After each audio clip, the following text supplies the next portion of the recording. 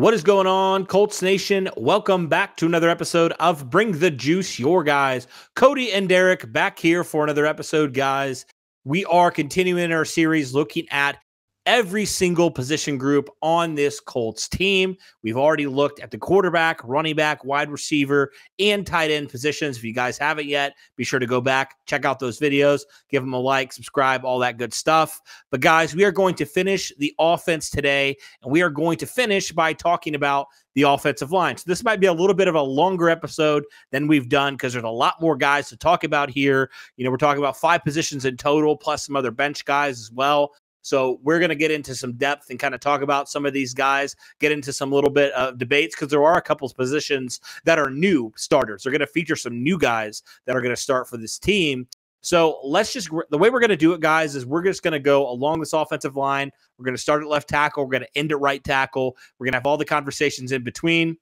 Let's start here at left tackle, though, Derek, and I think this is the most important position that we're going to watch in training camp, I think, especially in the offensive line, because the incumbent starter last year, Eric Fisher, is no longer with the team. The Colts let him walk in free agency. What did? They re-signed last year's right tackle, Matt Pryor, who they traded for, 7th-round pick last year, who played more right tackle and right guard, filled in some spots. He's going to get an opportunity to compete for left tackle. They also drafted offensive tackle out of Central Michigan, Bernard Ryman, as well. So the Colts have some competition at left tackle. I might as well throw in Dennis Kelly's name in there as well, a guy that's played a lot of snaps over the last few seasons, a vet in this league. Who knows? You know, they signed him. He's played some left tackle, played some right tackle. But specifically talking about left tackle here, Derek, what are your thoughts on these two players that we think are going to probably compete for that spot? I mean, it's very interesting. I think that this is the matchup that everyone in Colts Nation should be watching when it comes to training camp. I mean, Matt Pryor, like you said, came over, was basically a low-end acquisition. You know, he was a guy that nobody really knew, nobody really understood, and nobody really expected anything from him. And then sure enough, from weeks 5 all the way through weeks 12, I mean, this guy was the best offensive lineman that the Colts had last season. So really stepped up in a lot of ways when Braden Smith was hurt. So, you know, things like that. He really did show that he deserves a shot at this position. And like you said, Eric Fisher obviously gone now. So you had to fill in that void. And, you know, at that time when the decision was made to re-sign Pryor, you know, the Colts hadn't reached the draft yet, and they didn't know if they were going to get a left tackle at that point, or at least one that was going to compete right away in Bernard Ryman. So, you know, Matt Pryor definitely deserving of the chance to get that spot. And then Ryman, obviously, who you drafted in the 3rd round, who you never thought really had a chance of getting at that spot, but you did anyway. So the Colts obviously jumping over backwards to an excitement when it comes to picking up Ryman. You know, they really loved this guy and what he stood for and what he was able to do. And basically just 1 year as a left tackle at Central Michigan was one of the most effective left tackles in all of college football just in 1 season. So really, it's going to be a great matchup to see, you know, does Matt Pryor, you know, excel at this new position, or does he find it a lot more difficult with being a new position, being on that left side, having to be the guy, you know, at that spot? Does it become too much of a role? You know, is Bernard Ryman not going to handle the workload? And you mentioned Dennis Kelly, obviously, guy that could potentially fill that role too, if needed be, for injury's sake or anything. You know, another name I'll just throw in there just for a guy that could fringe make this roster, Ryan Vandemark, the undrafted free agent out of Connecticut that the Colts picked up. He was a top 8 in total contract earnings for undrafted free agents. So at the time when the Colts signed him, he was actually the highest paid undrafted free agent for that moment that he was signed. So really goes to show you that the Colts really wanted to make sure that this guy remained on their roster. Again, whether or not he's going to make the active roster, that's up for interpretation later on. But, you know, as another guy that, you know, is going to definitely see the field at least a little bit during training camp. But I'm excited for Matt Pryor and Bernard Ryman. I'm really interested to see who steps up and who actually is able to block guys like Kwity Paye and Yannick Ngakoue this fall. Yeah, it's going to be fun. I think it's going to be a great challenge for both of them to, go after some really good pass rushers and face some guys that are going to be, hopefully we hope are going to be really effective pass rushers this next season. One thing that I think just stands out overall in terms of the tackle position, and I know we haven't got to right tackle yet, but the amount of depth that Chris Ballard has added this offseason, right? Yes. I mean, that has been, I would say if that was an issue, one of the beefs that I've had with Ballard is, he talks all the time about offensive line depth, but then, the last couple seasons you've had to deal with guys like LaRaven Clark, Chaz Green, even last year having to deal with, I don't even remember his freaking name. It's just like fill in blank spot that's here. The point, is it not? That's the point, is it not? Bringing in guys that nobody can even remember after a year. Honestly, I blocked that part out in my memory. I think it was Jamarcus Webb, but anyway, I don't even remember. I couldn't remember for a second because it was so forgettable. But that has just been such an issue. That is the great part about what Ballard has done this offseason. You mentioned it, the depth. I mean, the great thing about Ballard, and we've noticed it in the trend over the last few seasons, is every time the Colts have a problem with injuries when it comes to a specific group, Ballard always goes out of his way to make sure depth is added to that group at that next offseason.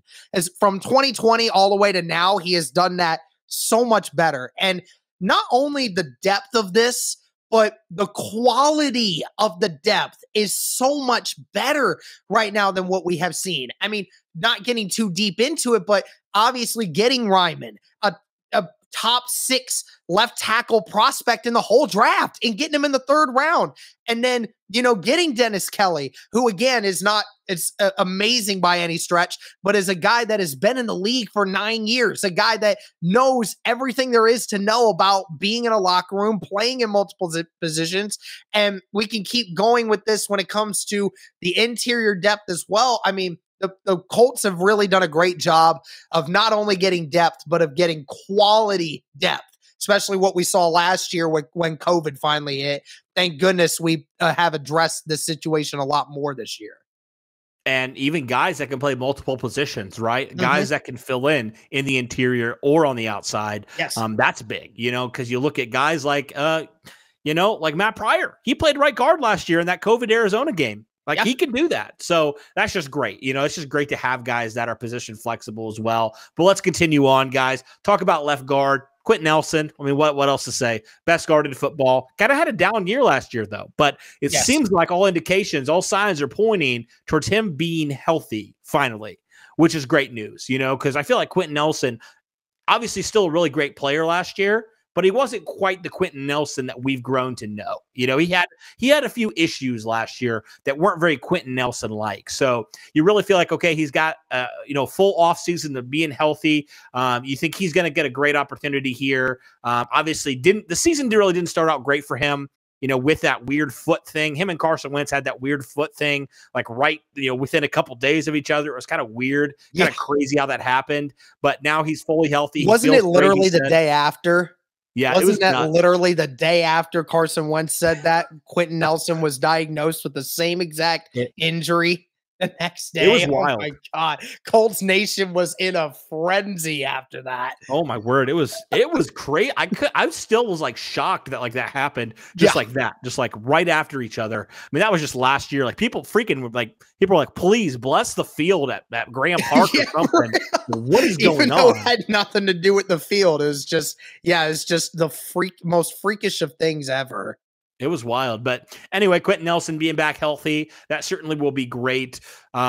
Center Ryan Kelly last year, I thought he was fine last year. He was good last year. Obviously, he missed a couple games because of the whole situation, personal issue with his family. And then right guard right now, Danny Pinter is going to be your right guard, who did fill in last year for Ryan Kelly. And I thought played extremely well, Derek, given the circumstances. And then for some quality depth guys, I mentioned Matt Pryor can play some guard. And you do have Will Fries as well, who was a 7th round pick last year that I felt like when called upon, I thought he played pretty well. What are your thoughts on kind of this interior offensive line and some of these key backup guys? Well, obviously Quinton Nelson, like you said, top offensive lineman in the league, regardless of position. I mean, this guy's about to get, a potential max contract for the position here, either this offseason still or at the end of next offseason. So, really what it really comes down to, how he performs this year. Because like you said, Quinton Nelson, still a really good offensive lineman last year, but not the Quinton Nelson we have all seen from him, right? He was not the same.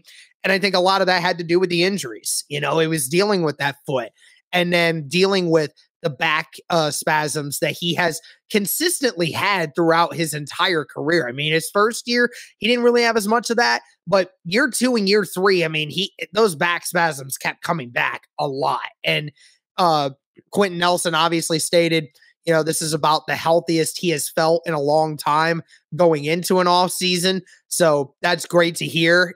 Great knowing that, he's going to come back and hopefully come into training camp feeling a lot better. And you hope that whatever back spasms issue he was having before, you hope that they're able to kind of work on that a little more now and be able to fix that. And barring any severe injury, Quinton Nelson's still going to be the same old Quinton Nelson that we've all grown to love.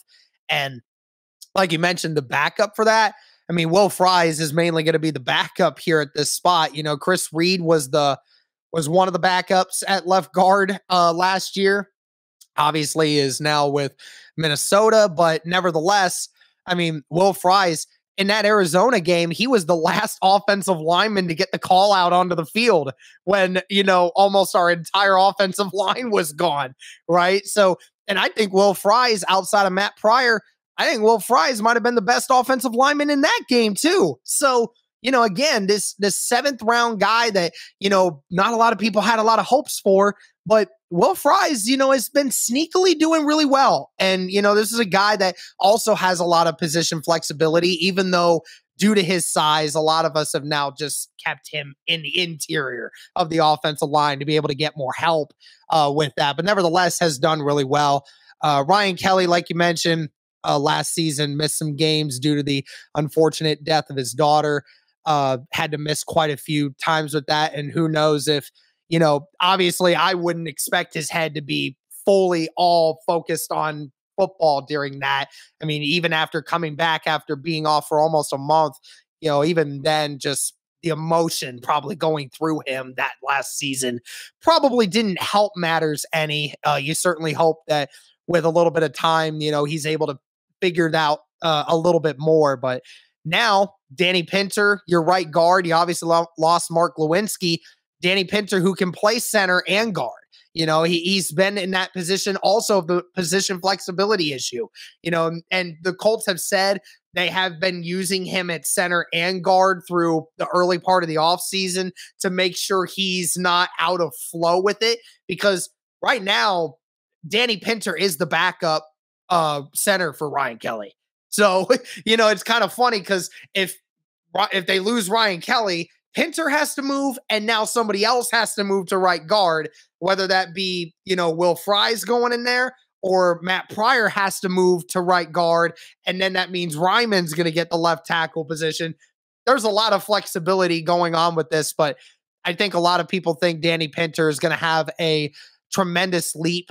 We've seen him in limited action over the last 2 seasons really step up at times when he's needed and has performed really well. So I'm excited to see what Danny Pinter can do.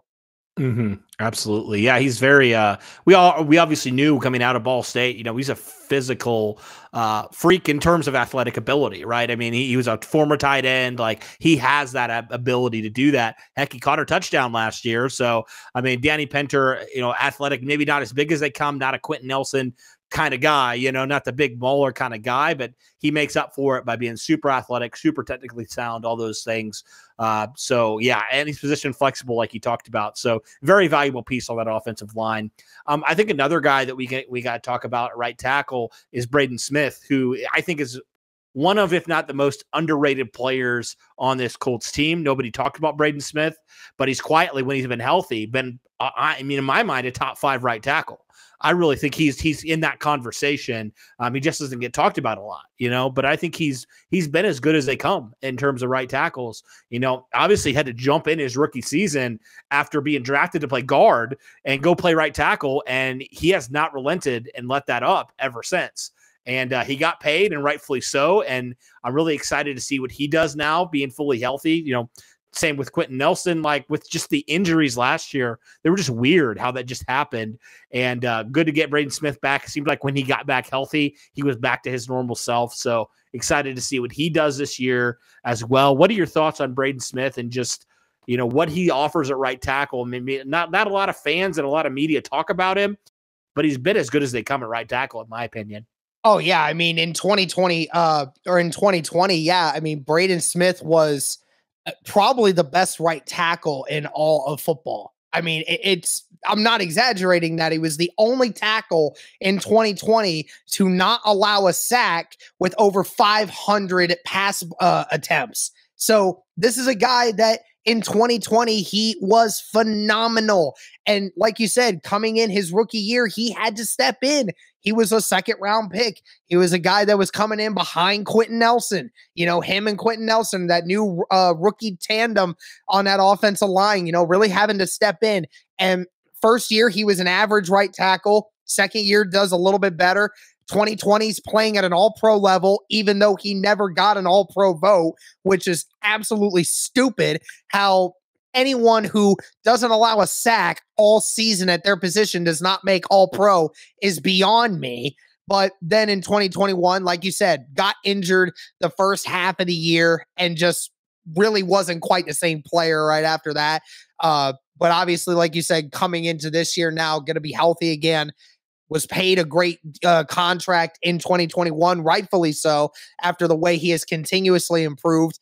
You're right. This is a guy that, Colts fans might have a little bit of disdain for due to how last season went down for him, due to the fact that, we thought, oh, he'll be back in like 2 to 3 weeks, and it turned out to be like 9 weeks, so like there was a level of disdain a little bit for Braden Smith by some Colts fans, thinking that, he wasn't in any rush to try to get back onto the field.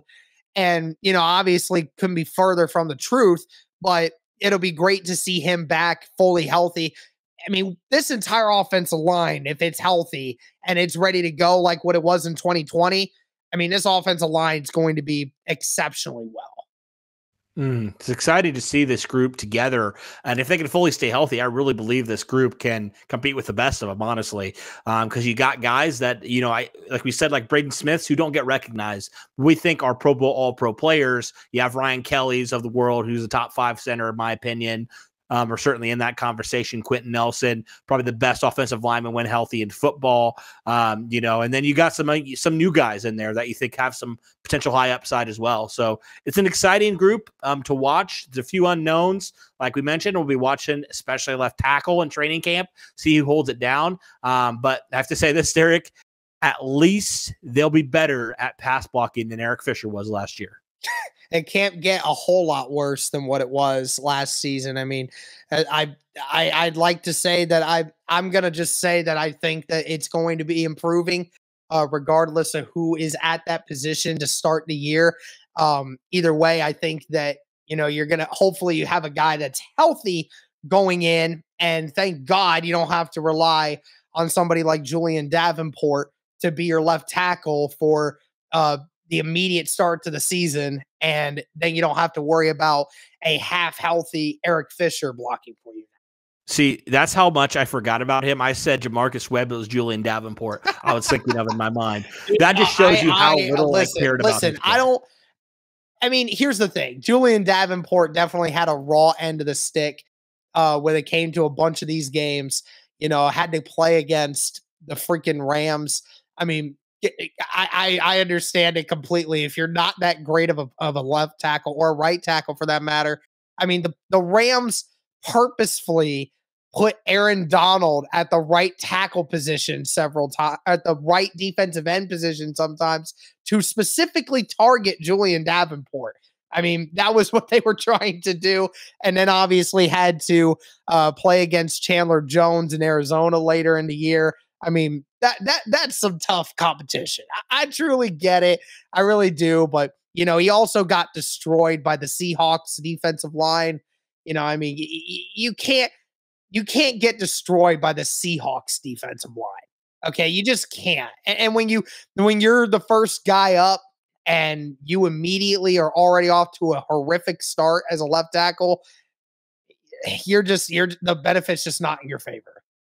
Not at all. Not at all. Well, guys, let us know your thoughts on this offensive line. Do you think it's a good group? What positions are you excited to watch this season on this team? Let us know all those things in the comments. Thank you guys so much for tuning in. We'll be hitting the defense pretty soon, so stay tuned for that.